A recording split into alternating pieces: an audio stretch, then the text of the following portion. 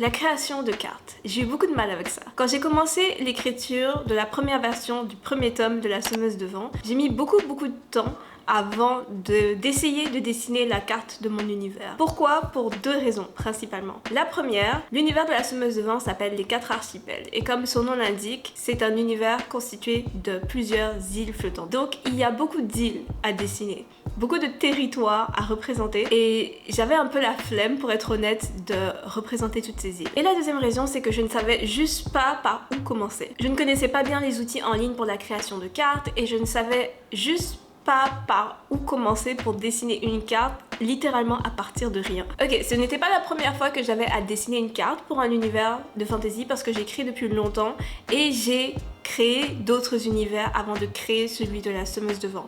Mais c'était la première fois que j'avais à créer un univers aussi vaste et aussi complexe aussi. Parce que dans La Semeuse de Vent, il n'y a pas juste les 4 archipels. Sous les 4 archipels, il y a un autre territoire qui s'appelle la Tourmente. Donc on est vraiment en 3 dimensions dans cet univers. Je ne savais juste pas par où commencer. J'étais vraiment perdue. Dans cette vidéo, j'aimerais donc vous partager les trucs et astuces que j'ai appris pour créer et dessiner une carte pour un univers de fantasy. Hello tout le monde, j'espère que vous allez bien. On se retrouve aujourd'hui pour parler de world building, mais surtout de cartes, de création de cartes pour un univers de fantasy ou pour un roman de science-fiction ou pour un roman fantastique. Comment créer une carte pour son roman? Par où commencer? Quels outils utiliser et comment moi je m'y suis prise pour dessiner la carte de La Semeuse de Vent? C'est à ces questions que j'aimerais répondre dans quelques secondes, mais avant toute chose, je vais me présenter pour les personnes qui sont nouvelles sur la chaîne. Je m'appelle Mélodie, je suis autrice de fantasy et à ce jour, j'ai publié 2 romans, les 2 premiers tomes d'une série de fantasy qui s'appelle La Semeuse de Vent. Mes romans sont édités chez VLB Éditeur et chez Folio Fantasy. Pour l'instant, seul le tome 1 est disponible en France, mais le tome 2 arrive très vite. Il est déjà disponible au Québec depuis le début de l'année. Sur cette chaîne, j'aime parler de livres et d'écriture, donc si ce sont des sujets qui vous intéressent et si cette vidéo vous plaît, n'hésitez pas à vous abonner à la chaîne. Par définition, les romans de fantasy se déroulent dans un univers fictif, dans un univers inventé. Je dirais que c'est la grande différence entre les romans de fantasy et les romans fantastiques.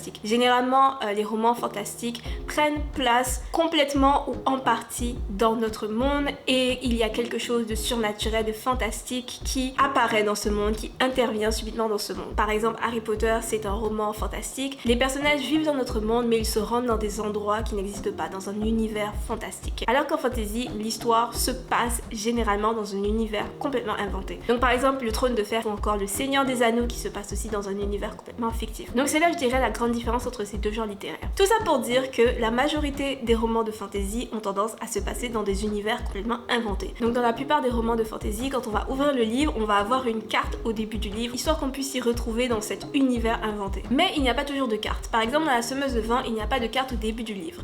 Mais même s'il n'y a pas de carte, créer une carte, dessiner une carte de son univers peut être très utile pour un auteur. Les cartes sont un super bon outil pour réussir à se retrouver dans notre propre monde, pour se rappeler les distances et pouvoir mieux les évaluer, mais aussi lors de l'étape planification et world building, pour réussir à se situer, pour pouvoir créer les différentes cultures, les différents systèmes politiques et les différents peuples qui existent dans les différentes régions de notre univers. Dans cette vidéo, j'aimerais donc vous présenter 5 astuces pour créer une carte pour soi. Donc pas une carte fantasy pour mettre dans notre livre une fois qu'il sera édité, mais une carte comme outil de travail. Après, je vous partagerai aussi quelques outils en ligne qui existent, gratuits et payants, que vous pouvez utiliser pour créer et dessiner votre carte. Ok, c'est parti. Alors avant de commencer et de dessiner quoi que ce soit, il est important d'avoir une image claire de son monde. C'est une erreur que j'ai souvent faite, commencer à dessiner ma carte sans avoir d'abord une assez bonne idée du monde que je voulais représenter. Pour la carte de La Semeuse de Vent, comme je l'ai dit, j'ai mis beaucoup de temps avant de la dessiner, mais quand je m'y suis enfin mise, c'est allé assez vite parce que j'étais déjà pas mal avancée dans la première version du tome 1 et mon world building était aussi quasiment bouclé. J'avais donc une idée super précise de ce à quoi mon monde devait ressembler. Il fallait juste que je puisse le mettre sur le papier et dès que je m'y suis mise, dès que j'ai vraiment décidé que j'allais le faire,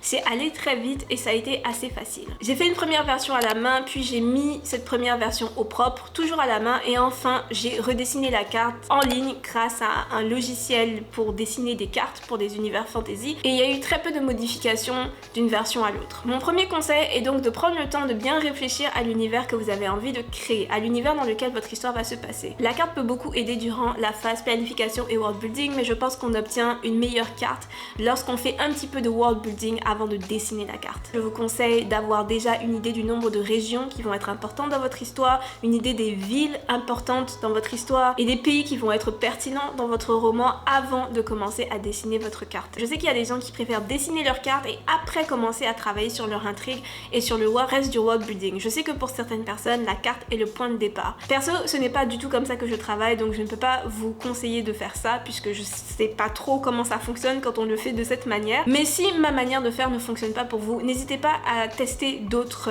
façons de faire. Chaque personne est différente et chaque personne aura une manière différente de créer leur carte. Moi, ce que je vous recommande, c'est d'avoir déjà une assez bonne idée de ce que vous voulez dessiner avant de vous y mettre. Mon deuxième conseil maintenant est de dessiner d'abord votre carte à la main. Je sais qu'il existe toutes sortes d'outils en ligne pour créer des cartes. D'ailleurs, je vais en reparler un petit peu plus tard dans cette vidéo. Mais pour commencer, je vous conseille de d'abord faire une ébauche à la main. Pour faire cette ébauche, perso, moi j'utilise juste une feuille, un crayon, donc les outils les plus traditionnels qui existent, tout simplement parce que c'est les outils avec lesquels je suis la plus à l'aise. J'ai toujours travaillé comme ça aussi. Mais si vous pensez que vous serez plus à l'aise en dessinant par exemple avec une tablette, vous pouvez utiliser une tablette. L'important ici est de pouvoir faire un dessin qu'on peut facilement modifier. Donc un dessin qu'on peut gommer ou qu'on peut effacer facilement. Je pense que c'est super important de pouvoir d'abord faire une ébauche qu'on peut facilement modifier parce que la plupart des logiciels de création de cartes ne sont pas hyper intuitifs. Donc c'est pas super facile avec la plupart de ces logiciels de pouvoir revenir en arrière et faire des modifications. Donc faire cette ébauche, ça permet de mettre nos idées à plat comme lorsqu'on écrit un premier jet. Donc d'abord d'arranger, d'organiser ce qu'on a en tête pour voir si ça fonctionne. Le truc qui m'a le plus aidé, ça a été de m'inspirer de cartes qui existent déjà. Donc des cartes de notre monde, mais aussi des cartes pour d'autres univers, fantasy ou fantastique. La carte du Seigneur des Anneaux et la carte du Trône de Fer sont des classiques indémodables, mais il existe tellement de cartes pour des univers fantasy, des univers fantastiques, que très franchement, on a l'embarras du choix. Par exemple, en ce moment, j'aime beaucoup les différentes cartes qui sont dans Léopard Noir, Loup Rouge, qui est un livre fantasy dont je vous ai parlé dans ma dernière vidéo lecture. Le livre est découpé en plusieurs parties, et au début de chaque partie, il y a une carte qui présente la ville où vont se passer les événements à venir. Bref, dépendamment du type de carte que vous voulez réaliser, parce qu'il existe plusieurs types de cartes, donc des cartes de ville, des cartes de monde, des cartes de bâtiments, donc dépendamment de ce que vous voulez dessiner, n'hésitez pas à vous inspirer de cartes qui existent déjà et à regarder en fait ce qui vous plaît, le style qui vous intéresse, l'organisation qui vous inspire le plus. Ça aide beaucoup de voir comment différents artistes représentent des montagnes, des forêts, des lacs, des rivières.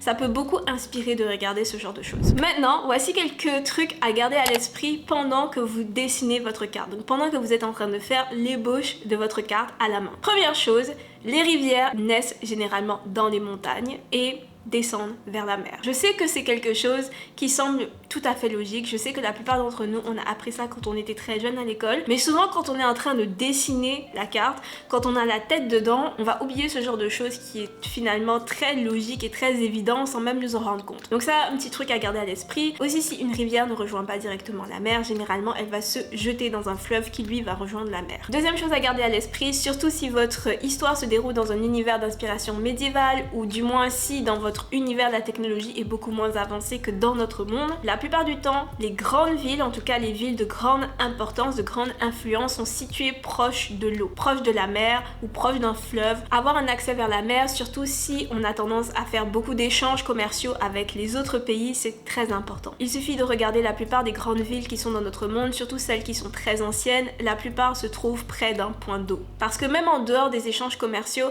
l'eau c'est aussi une ressource très importante puisqu'on la consomme. Troisième détail qui peut beaucoup aider lorsqu'on dessine une carte, souvent certains reliefs servent aussi de frontières naturelles avec d'autres pays. Donc par exemple les très grandes chaînes de montagnes, les très grands lacs, les grosses forêts touffues ou mystérieuses ou hantées. Généralement ce genre de relief peut servir de frontière naturelle avec d'autres pays. Et généralement ce genre de relief va se trouver aux extrémités d'un pays, surtout si votre technologie est à un niveau médiéval ou date de l'Antiquité. Pour les gens qui ont de la magie dans leur univers, en particulier de la magie liée à la nature, aux éléments, donc si les personnages dans votre univers sont capables de faire pousser des montagnes ou de faire pousser des forêts, de contrôler le vent aussi, dans ce genre de circonstances, il est possible que la magie ait changé l'environnement des personnages, ait eu un impact sur la géographie de votre univers. Aussi, si dans votre monde il se passe fréquemment des phénomènes naturels inhabituels, il est fort probable que ça ait aussi eu un impact sur la géographie de votre monde. Par exemple, dans L'Ensoleillé de Brandon Sanderson, l'histoire se déroule sur une planète où le soleil, à chaque passage, détruit tout ce qui se trouve à la surface de la planète. Donc la nature de cette planète s'est adaptée en conséquence, de même que les habitants qui vivent à la surface de cette planète. Donc si dans votre univers, la magie peut avoir une grosse influence sur l'environnement des personnages, ou si vous avez des éléments inhabituels dans votre monde, donc par exemple une deuxième lune, 3 soleils, il est possible que ça ait eu un impact sur la géographie de votre univers, donc ça c'est un détail à garder à l'esprit. Maintenant ma dernière astuce, et cette astuce est pas mal liée au fait que souvent les grandes villes se trouvent proches de la mer ou proches d'un point d'eau. La puissance d'une nation dépend énormément de son emplacement géographique. Un pays qui a un accès à la mer aura probablement une plus grande force navale qu'un pays qui est complètement coupé de la mer. Un pays qui se trouve encerclé par une haute chaîne de montagnes ou qui se trouve à côté d'un immense désert ou à côté d'une grosse forêt hantée sera probablement plutôt bien protégé des agressions externes. Les pays étrangers y réfléchiront toujours à 2 fois avant d'essayer d'envahir ce pays-là, parce que pour pouvoir envahir ce pays, ils auraient à traverser une chaîne de montagnes ou un désert ou une forêt hantée. Aussi, fait très intéressant, un pays qui a un port où les eaux sont chaudes sera probablement plus puissant qu'un pays qui a un accès à la mer mais dont les habitants ne peuvent pas naviguer la moitié de l'année parce que les eaux gèlent en hiver.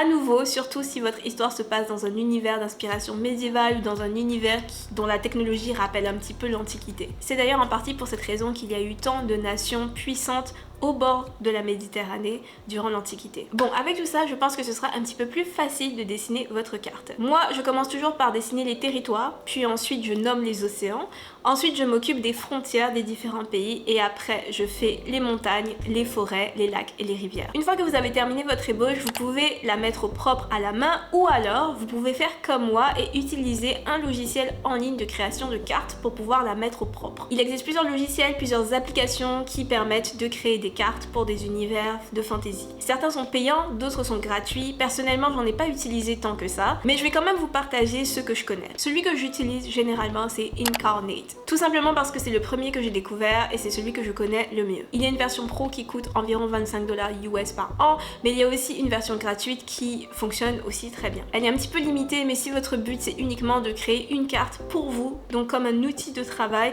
ça peut très bien fonctionner. La plateforme permet de créer des cartes pour des territoires, pour des villes ou même d'autres types de cartes un petit peu plus précises. Si par exemple vous avez besoin d'avoir une carte pour l'intérieur d'un fort ou pour montrer un champ de bataille, donc pour pouvoir avoir une vision d'un champ de bataille quand vous écrivez afin de bien pouvoir situer vos personnages. On a le choix parmi une plus ou moins grande sélection d'icônes et d'illustrations pour pouvoir représenter les forêts, les montagnes et les autres reliefs. Forcément, si vous utilisez la version pro, vous aurez beaucoup plus d'illustrations et d'icônes à utiliser, mais il y en a aussi pas mal dans la version gratuite. Après Incarnate, il y a aussi Wondercraft que je n'ai jamais utilisé mais dont j'ai entendu beaucoup de bien. Donc contrairement à Incarnate qui est une application qu'on peut utiliser en ligne, donc on n'a rien besoin de télécharger, Wondercraft est un logiciel qu'il faut télécharger. Donc il faut l'installer sur son ordinateur. Wondercraft est aussi payant, mais contrairement à Incarnate qui est un abonnement, puisque la version pro il faut la payer tous les ans, Wondercraft ce n'est qu'un seul et unique paiement. Donc la dernière fois que j'ai regardé, Wondercraft coûtait environ 30$ US. Tout comme Incarnate, Wondercraft permet de créer des cartes de territoire,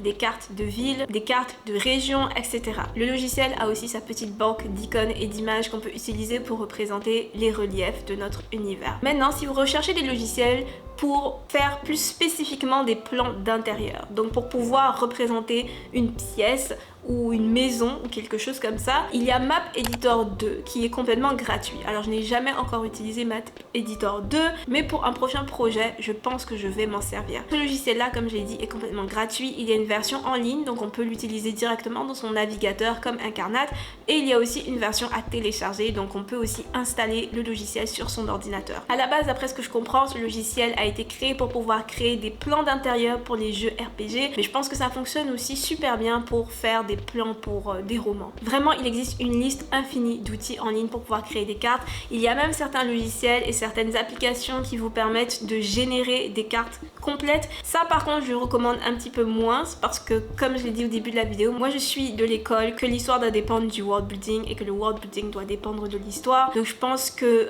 ça va un peu contre cette idée de demander à une plateforme de générer une carte pour nous et ensuite d'utiliser donc cette carte qui a été complètement créée pour nous en fait. Mais si vous pensez que ça pourrait vous être utile, si vous pensez que ça fonctionnerait mieux avec votre manière de travailler, pendant mes recherches j'ai trouvé une liste de 23 logiciels pour créer des cartes, pour générer des cartes aussi. Je mettrai la liste dans la description sous cette vidéo si vous voulez aller la consulter. La dernière option pour ceux qui sont quand même bons en dessin, c'est de dessiner sa carte soi-même sur Photoshop, GIMP ou tout autre logiciel de dessin que je ne connais pas.